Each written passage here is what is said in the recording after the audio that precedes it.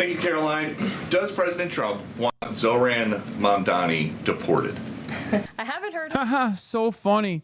Haha, ha ha. So funny. Let's just literally deport a dude who won a f***ing Democratic primary. Like, what are we doing? What is happening right now? What the f*** is going on? Real funny. Haha. This is why Democrats need to do everything in their f***ing power right now to basically back the boy, okay? To basically back him down to the wire. This is a major contest that is an existential threat, not only to the Democratic Party as well, but also just to America in general. I don't think they understand, or perhaps they do understand that this is an existential threat to the United States of America, and they simply don't care. Him say that. I haven't heard him call for that. But certainly he does not want this individual to be elected. I was just speaking to him about it and his radical policies that will completely crush New York City, which is obviously a city that the president holds near and dear to his heart. There's this Congressman, Andy Ogles. He wants the Attorney General Bondi to explore denaturalization proceedings because he thinks Mamdani could have misrepresented or concealed material support for terrorism based on rap lyrics he wrote in 2017. Does President Trump think this is a worthwhile? This is the most psychotic angle of attack, dude. This is insanity, okay? Oh my God. They are using denaturalization for everything, okay? They are going to use immigration for everything. You make a fuss, denaturalize. And now that there is no process of injunction, now that there's no power in the courts to actually put a stop to this kind of madness, they can just kind of get away with it until the Supreme Court takes it up. And what if it doesn't go all the way to the Supreme Court at all? This is literally what the Nazis did, okay? Every single thing that they're entertaining here is a test. You need to stay aware. I am telling you right now, every single person should be losing their minds over this. Guy comes in, wants free buses, okay? Wants a rent freeze, happened before many times over in New York, okay? And all of a sudden wants to tax the wealthy a little bit. And all of a sudden they're like, well, we got to deport him. That's where we're at right now. Understand how insane this is. Well, I'll let the president speak to that. I have not seen those claims, but surely if they are true, it's something that should be investigated. And joining me now is Zohran Mamdani. You started out at close to 0% in the polls, Mr. Mamdani. You came back to topple one of the biggest names in New York politics, Andrew Cuomo. What was the secret to your success? Do you think it was your message? One of the things that I think is good, personally, is that they're asking Mamdani directly what caused his victory. Overall, there's a lot of people taking credit over what caused him to win. And these are mostly like the DC consultant class. It's not because of his policies, but, because he actually was on board with the abundance mindset. Or the reason why Zohran won is because he had a joyful campaign or because he did social media. No, those are all, especially social media, played a big role in this. But very obviously, a major part of his victory was his policies and his massive turnout machine. Zohran Mamdani had 50,000 door knockers, dude. Like, that's significant. That is incredibly significant. Kamala Harris had a incredible social media machine. Why didn't it work? Do you think Kamala Harris didn't do enough social media? She did. It's because Kamala Harris did not have good enough policies that would push a lot of the quote-unquote left, the door knockers, communities such as ours, into mobilizing for her. Okay? That's it. I think ultimately it was the focus on the fact that we live in the most expensive city in the United States of America. It's also the wealthiest city and the wealthiest country in the history of the world, and yet 1 in 4 New Yorkers are living in poverty. And bro does not stop. Yeah, 18 to 44 was almost 50% of the electorate, by the way. The big question heading in the New York City race was what percentage of the electorate would be 18 to 44? Manhattan Institute had it at 24%. Marist had it at 30%. Emerson had it at 35%. The actual result was 18 to 44-year-olds were 48 to 49% of the electorate. That is the reason why all the polls were wrong, because they didn't weigh the 18 to 44 vote accordingly. 50%. How did that happen? Well, that happens when you got 50,000 door knockers. It's the turnout machine that they had. The only reason why the turnout machine was the way it was is because of the policies. You cannot have a turnout machine like that without the policies that a fuck ton of people care about. Zohran Mamdani was able to actually do the Bernie method successfully, because the Bernie method was supposed to be this tremendous turnout of the youth vote, which is hilarious to say. 18 to 44 is the fucking youth vote, by the way, but it is because of how old the voters are in general. But up until like 18 to 44 as a demographic, there's a shit ton of numbers there. There are a shit ton of people there. They just don't vote. They don't vote because they have nothing to vote for. When you got a candidate that actually resembles the electorate, you have a candidate that actually has policies that the electorate wants, and he is an earnest communicator, this is what happens. All right, but let's get back to this. The rest are seemingly trapped in a state of anxiety. And what we've seen is that this is a city that needs to be affordable for the people who build it every day. Our focus was on exactly that. And by keeping that focus on an economic agenda, we showed New Yorkers that this could be more than just a museum of what once was. It could be a living, breathing testament to possibility. Here are some of the things you've proposed: free buses, rent stabilized housing, a $30 minimum wage, the creation of city-owned grocery stores. It's a very long list of proposals. So let me ask you, if you were to be elected the next mayor of New York, what would your day one priority be? The first thing is living up to these promises that I've made, because I've made them because I intend to keep them. And in a city of about 8.5 million people, close to 2.5 million New Yorkers live in rent-stabilized housing. The mayor, through a board called the Rent Guidelines Board, sets whether or not those rents increase or stay the same. The previous mayoral administration froze the rent 3 times. This one, led by Mayor Adams, increased it by 9%. Yeah, Eric Adams increased the rent when he had every opportunity to freeze it. So the first thing that I would do is start to constitute a board that votes in reflection of reality. And the reality I'm speaking of is that the median household income of those tenants is $60,000 a year. The landlords of those units have seen their profits increase by 12%. It's time for relief for working class New Yorkers. Okay, well, of course, the big question is, how are you going to pay for it? You've proposed increasing taxes on wealthier New Yorkers. The Democratic governor, though, of your state, Kathy Hochul, says she's not going to support increasing taxes in order to get it across the finish line. I want to let you take a listen to a little bit of what she had to say recently and respond on the other side. Here she is. I'm not raising taxes on people at a time when affordability is the big issue. I'm actually cutting middle class taxes. Even on the wealthy. I don't want to lose any more people to go to Palm Beach. We've lost. Oh my God, dude. Come on. Have some f***ing backbone. Have some goddamn backbone, dude. Of course, she doesn't. She does not. How are you going to raise taxes if you can't get Democrats to support it? So I think what we've shown over the last 8 months is our ability to take that which is considered a non-starter and make it seem inevitable. We've shown that with this campaign, and ultimately we're... Once again, here are the takes that you can immediately deploy here. This is the only aspect of his policies on his campaign that requires Albany to play ball. Having said that, however, this has been a tremendously successful ballot measure in a state like Massachusetts, in Boston. This was a ballot measure that passed a millionaire's tax directly. It was a ballot measure that passed in the state of Massachusetts. So this is a profoundly popular provision in blue states that will yield billions of dollars into the state coffers so that we can fund some of these initiatives that are helpful, that will clean up the streets of New York, that will make New York a more livable place. Yeah, in Massachusetts, the tax increase for the millionaire's tax was 4%. Zohran wants half of that, 2%. And this was a profoundly popular policy in Massachusetts. So he can literally point to another comparable state and another comparable city as far as the mobilization behind this policy. We're seeing that our vision to tax the top 1% of New Yorkers, these are New Yorkers who make $1 million a year or more. Yeah, you can also point to the fact that there's only like 34,000 of them in New York, 23 million in the New York metropolitan area, New York City in particular, 8 million. The number of millionaires that he is talking about, the number of people that would be affected by the tax rate is literally 34,000. 34,000.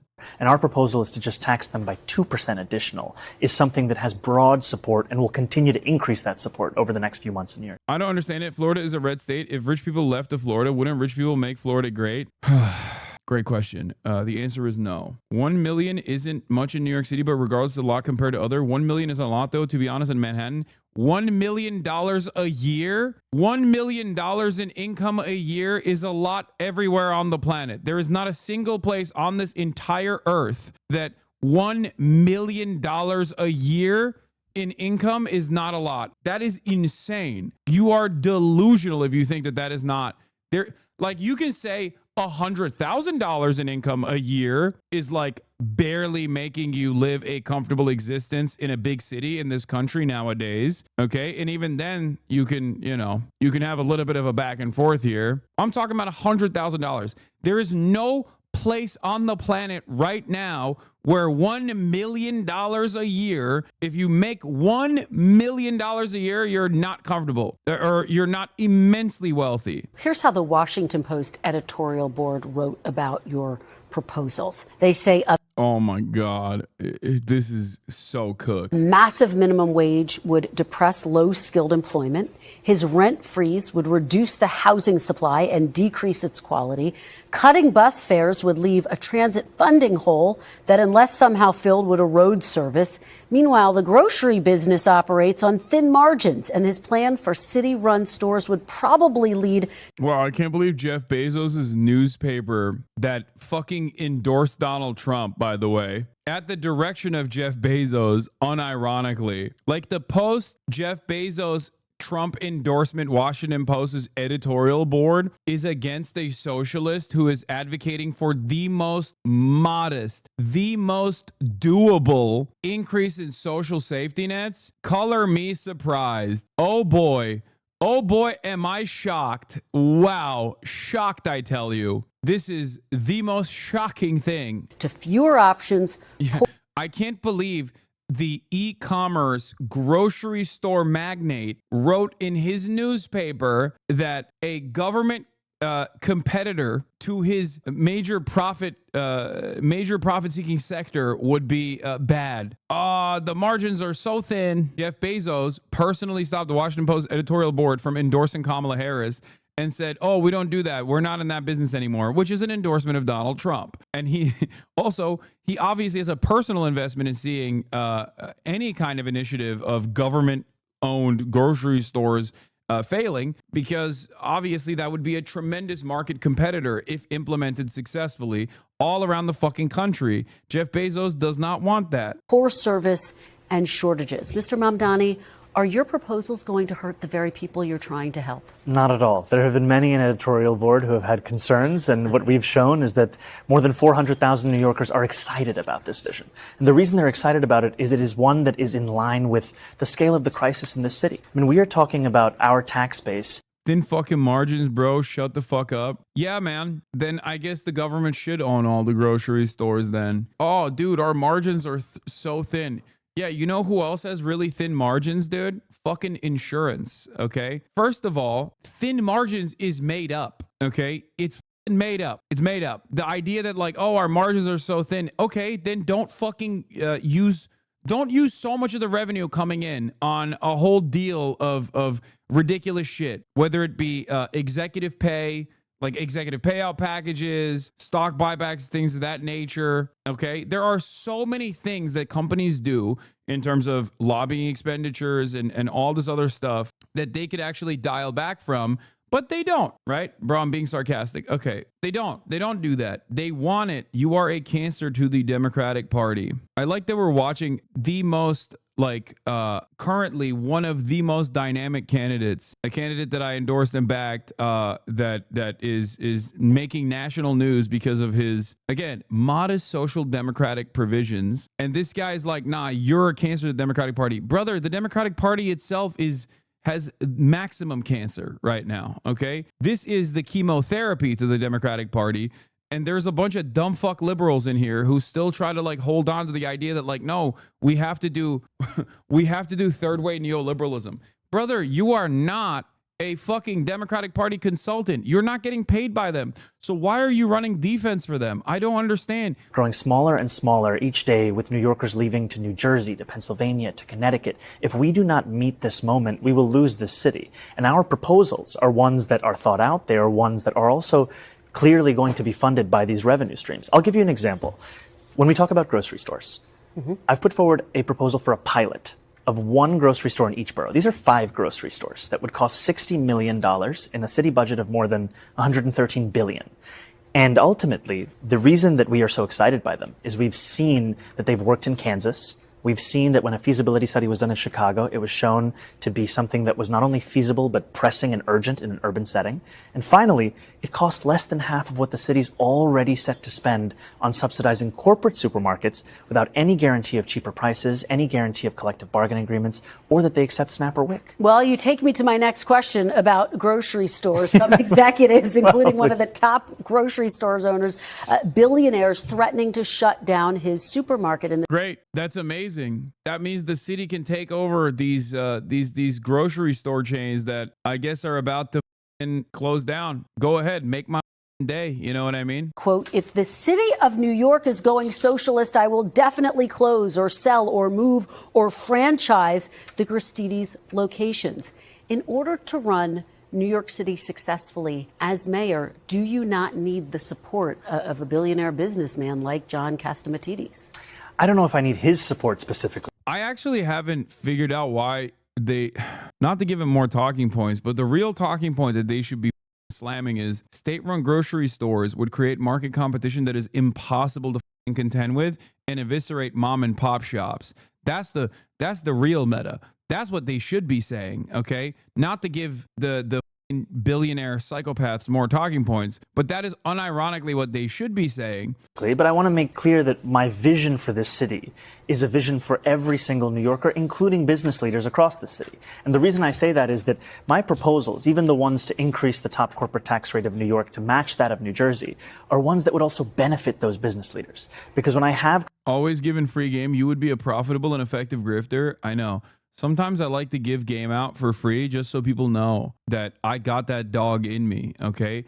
I could so easily be a right-wing grifter. I could be the best right-wing grifter, okay? Now do the counterpoint to that. The counterpoint to that is that mom and pop shops have already been eviscerated by the fucking monopolists, and this actually drives down prices for the monopolists, and that's precisely why they're using the supposed mom and pop shop that doesn't fucking exist anymore in the state of New York by holding the carcass of mom and pop shops in New York to make a counterpoint when it doesn't even exist due to the monopolist franchises that have overtaken the entire city and create food deserts, and it's at the mercy of venture capital and people's profit incentives.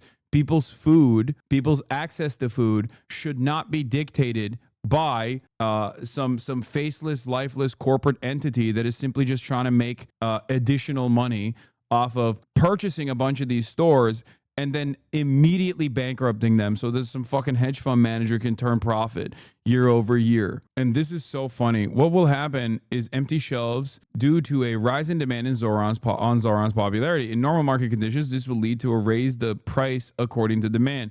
However, because a government store doesn't operate in a market environment and puts prices below market value, the stores will quickly run out of stock, and empty shelves and long lines will ensue. This happens in command economies all the time. I study economics in uni, by the way. Okay, so it'll be successful, is what you're saying. It'll be incredibly successful, and people will purchase it. It's not like it's going to literally eviscerate the existing grocery store chains. It's simply going to work as intended. You didn't even describe why this would be bad. You did not even describe why this would collapse anything. The outcome of what you're talking about is people in these neighborhoods will be able to get cheaper groceries. There are major advantages to an enterprise that's not run at the behest of the profit motive. Those who are quick enough will get the food. Others, the majority, will not. Dude, first of all, the argument that you're making, unironically, is an argument to make all the fucking grocery stores state-run, for the record. You understand that, right? So that this issue does not exist. Because there are a shit ton of other grocery stores that people will go and get their goods from. It's just the prices will be higher. Okay, so unless you're advocating for a command economy where all of the fucking grocery stores are run by the state, I don't know why you're even bringing this up. Because this doesn't actually destroy the rest of the grocery stores in the region. The others will start getting even more priced out. How? You're not making an argument. Even using like Econ 101 terms, you're not making an argument as to how the others will start getting more priced out. Here, I'll make the argument for you. Because these fucking bargain bin prices that are impossible to compete against, it will actually force other grocery stores that are privately owned to lower their prices in order to be competitive.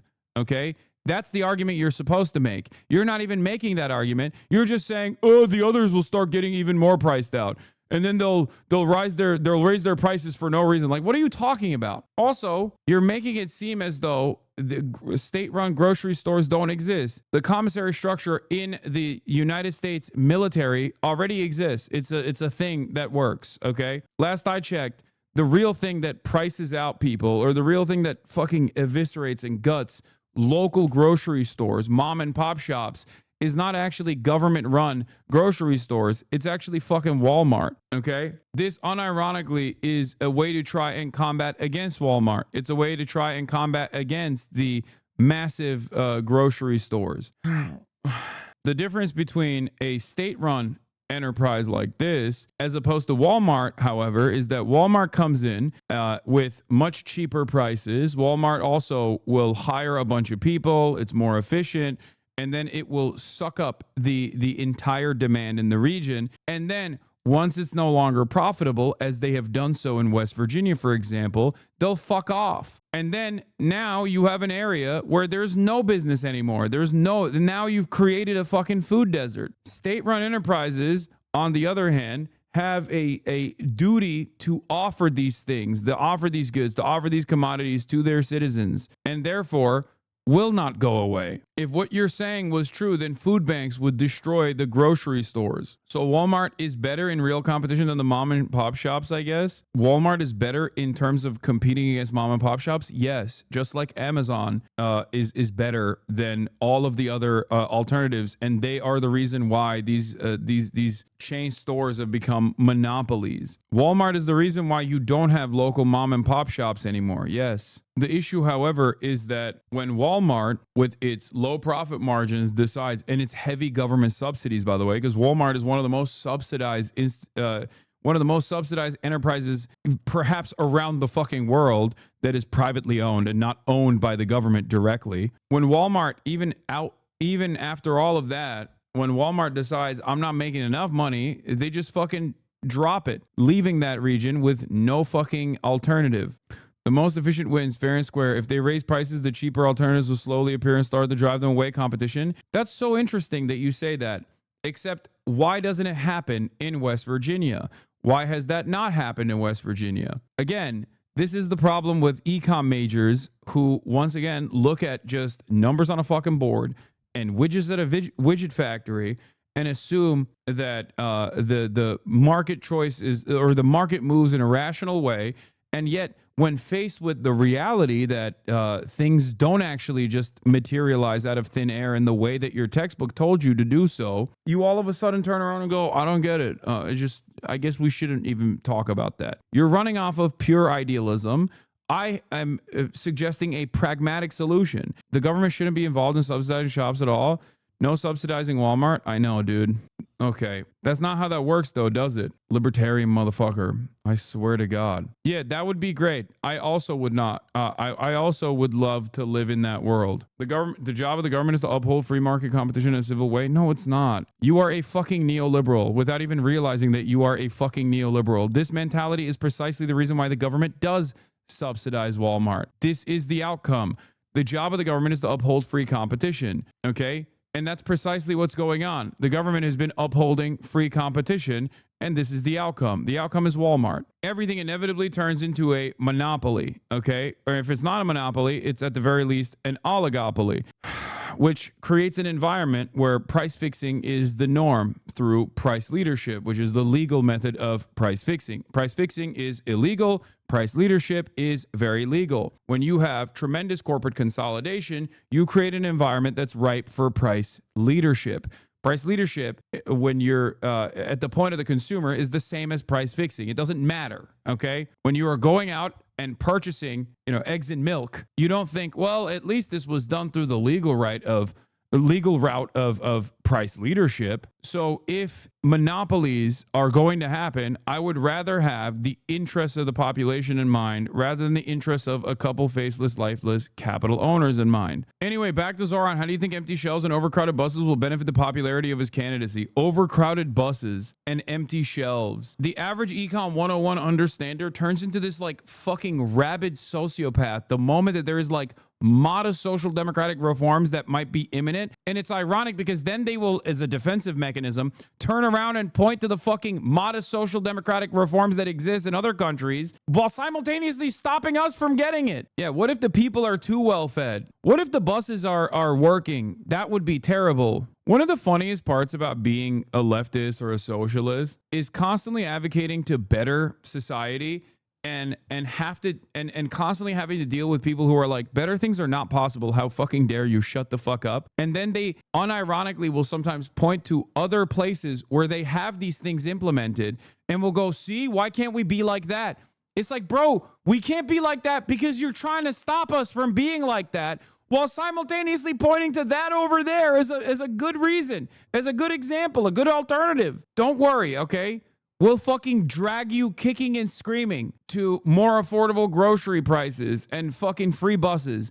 You'll fucking kick, you'll scream every step of the way. You say, how can this be done? And then you'll get on the fucking free bus. If you even live in New York, you probably don't anyway, so it doesn't even fucking matter to you. But one day you'll take advantage of it.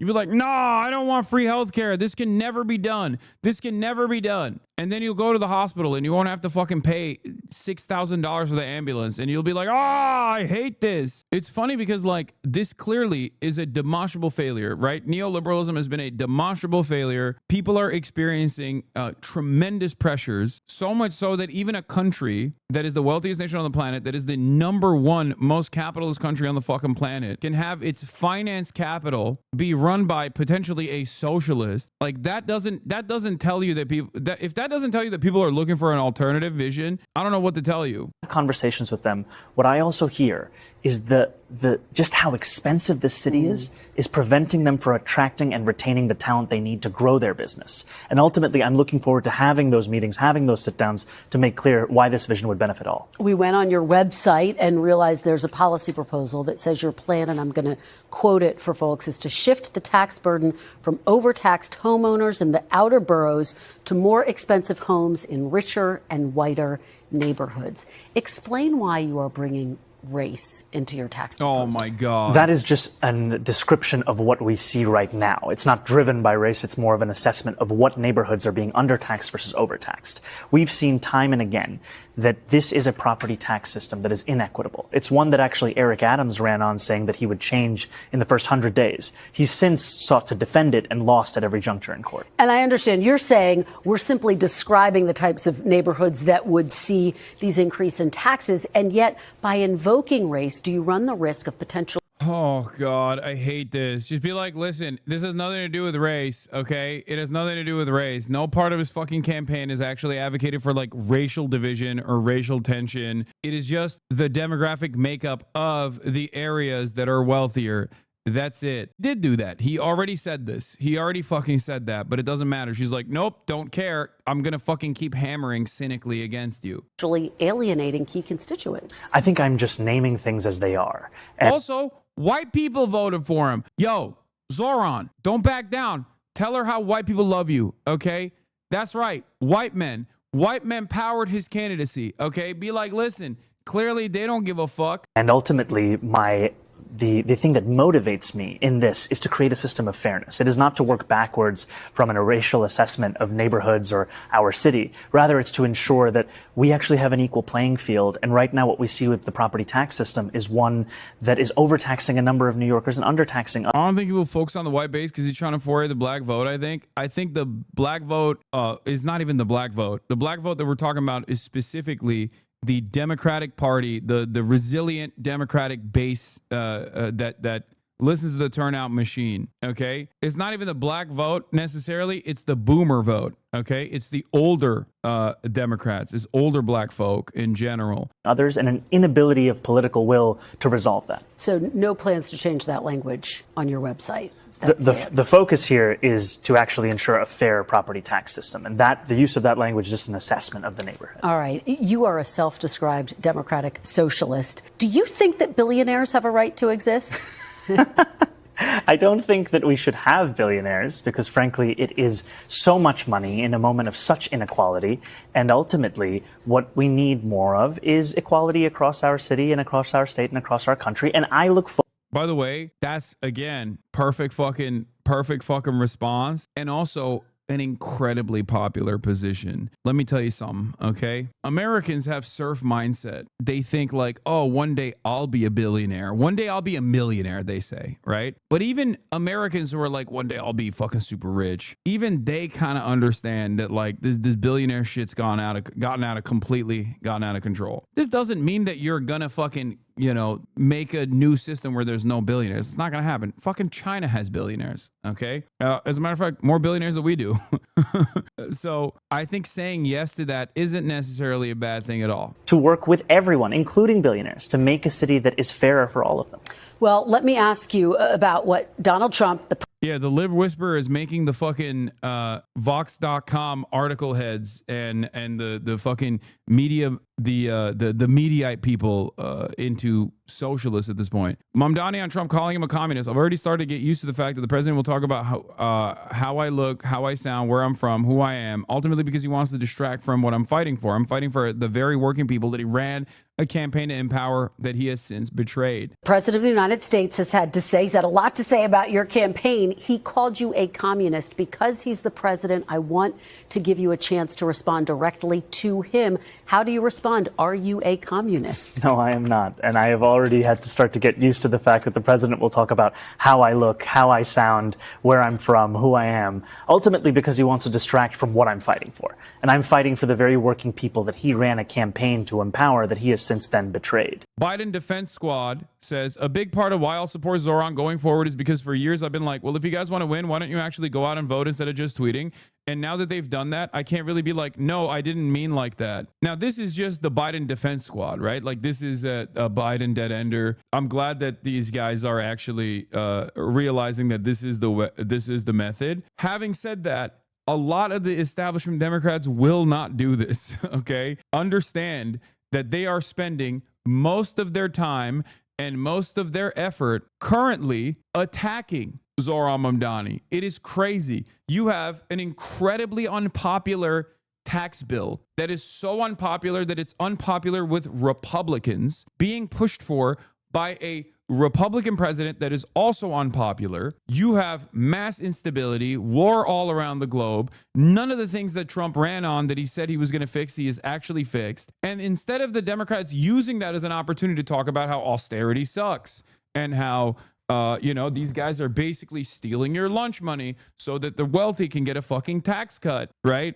Instead of the Democrats using this unprecedented opportunity to really drive a wedge between the base of Republican Party's base of support and the Republican Party politicians, they're spending a decent amount of time talking about the one guy that actually went out and did the damn thing with popular economic policies and won a goddamn race in a closed Democratic Party primary against a dynastic name like Cuomo. Like, I understand why you would rise super hard for your local team, right? Maybe you grew up watching the games with your dad. Maybe you own the merch. You think you have like a stake in your team winning, okay? But I don't understand how people apply this to the Democratic Party when you are so clearly not a part of the fucking team, brother. You are not. Now you got some restructuring going on in the Democratic Party. Finally, a person with populist messaging has become successful. And there are still naysayers out here in my chat being like, nah, dude, you're a cancer. You're a cancer, dude. You're a cancer to the Democratic Party. Your vision, your goals, cancerous. Anyone that looks at this and goes, nah, the fucking guy who mobilized the youth after Democrats cried and complained about how we've lost touch with the youth, how we've lost touch with all these fucking different demographics, he's actually bad. He's actually what's wrong with the Dems. We can't have this. We can't allow this to happen. It's so crazy to me. I get why DNC consultants would say that because their job security relies on actively undermining this kind of populist momentum. Yeah, if your football team has been getting its ass kicked for the past 2 decades, you don't get upset when they draft a star quarterback that's going to shake up the team. Them should at least be a proper team fan. Exactly.